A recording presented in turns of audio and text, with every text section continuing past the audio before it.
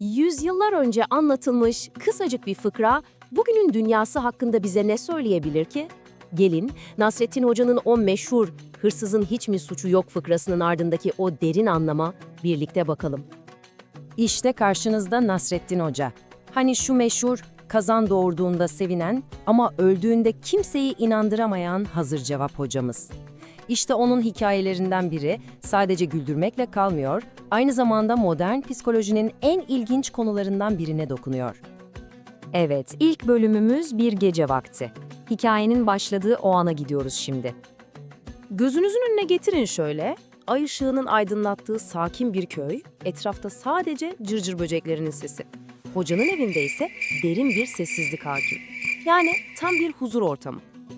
Ve kahramanımız hoca, birazdan başına geleceklerden tamamen habersiz, yatağında mışıl mışıl uyuyor. Dünyadan bir haber desek yeridir. Geldik ikinci bölüme. Davetsiz misafir. İşte tam bu noktada hikayenin bütün seyri değişiyor. Bakın şu iki resme ne kadar çarpıcı değil mi? Bir yanda hocamızın o huzurlu uykusu, diğer yanda ise o sessiz adımlarla eve süzülen hırsız. İşte bu zıtlık hikayenin gerilimini yavaş yavaş nasıl da artırıyor. Ve evet, hırsız amacına ulaşıyor. Değerli ne var ne yoksa toplayıp geldiği gibi sessiz sedasız gecenin karanlığında kaybolup gidiyor.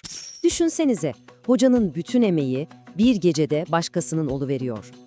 Sıradaki bölümümüz sabah ve sorgu. Gün ağrıyor ve olanlar ortaya çıkıyor. Güneş doğuyor, horozlar ötüyor. Her şey ne kadar normal görünüyor, değil mi? Ama bu sabah hoca için hiç de sıradan bir sabah olmayacak. Çok tatsız bir sürpriz onu bekliyor. Hoca gözlerini açtığında bir de ne görsün? Odası darmadağın edilmiş, eşyaları karıştırılmış, evi soyulmuş. O ilk andaki şoku, o inanamama halini bir hayal edin.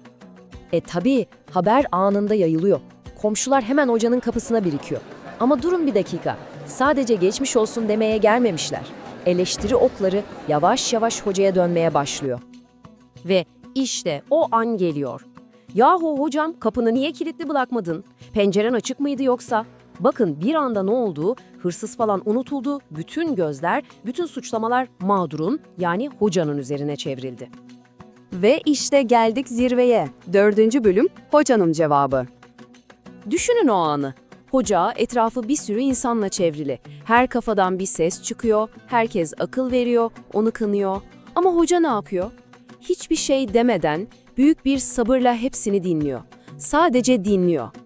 Herkes hocadan bir pişmanlık, bir özür, bir haklısınız demesini bekliyor. Ama hocadan ne geliyor dersiniz? İşte o anda o kıvrak zeka bir kez daha sahneye çıkıyor. Ve o tarihe geçen cevabı patlatıyor. Yahu iyi diyorsunuz, güzel diyorsunuz da hırsızın hiç mi suçu yok? Sadece bu tek cümleyle hoca bütün o havayı dağıtıyor ve odak noktasını tekrar olması gereken yere, yani asıl suçluya çeviriyor. Son bölümümüz hırsızın suçu. Peki hocanın bu basit gibi görünen sorusu bize aslında ne anlatıyor? İşte hocanın yüzlerce yıl önce parmak bastığı o şeyin günümüzdeki adı bu. Mağduru suçlama. Tıpkı günümüzde sıkça duyduğumuz "o saatte orada ne işi vardı" gibi söylemlerin yaptığı gibi, komşular da hırsızın suçunu göz ardı edip bütün sorumluluğu hocaya yüklüyorlar. Hocanın sorusu aslında bu çarpık zihniyete atılmış okkalı bir tokat gibidir. Peki ya biz günlük hayatımızda kaç defa hırsızı unutup kapının kilidini tartışıyoruz?